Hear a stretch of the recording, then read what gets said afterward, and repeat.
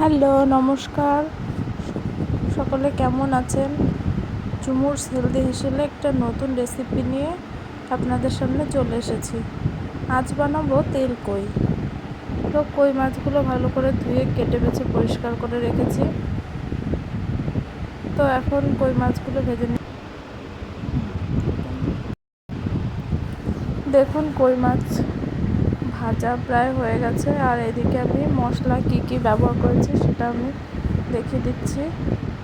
কই মাছগুলো ভালো সুন্দর করে লাল লাল করে ভেজে নিতে হবে। আমি এখানে জিরে ফোড়ন দিয়ে তার মধ্যে একটু সামান্য রসুন কুচি দিয়েছি। আর এখানে আদা, জিরে, ধনে আর লঙ্কা বাটা এগুলো দিয়ে ভালো করে কষিয়ে নিচ্ছি। যতক্ষণে মশলা থেকে তেল না ছাড়ছে ততক্ষণে একটু ভালো করে কষিয়ে নিতে হবে।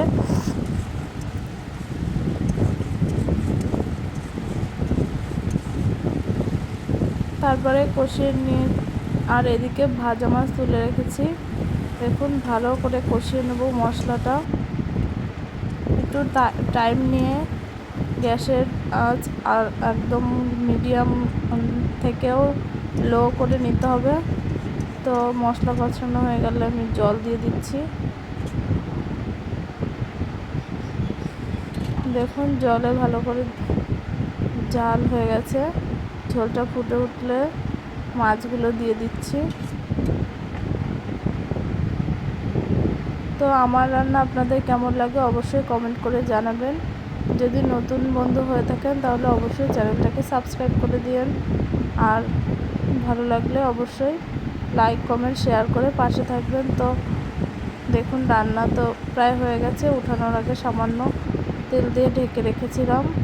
দেখুন এই যে রেডি হয়ে গেছে, কিন্তু দেখতে অসাধারণ আর খেতেও অসাধারণ হয়েছিল। কেমন লাগলো অবশ্যই জানাবেন। এইভাবে তেল কই রান্না করে খেয়ে দেখবেন, কেমন লাগলো অবশ্যই জানাবেন।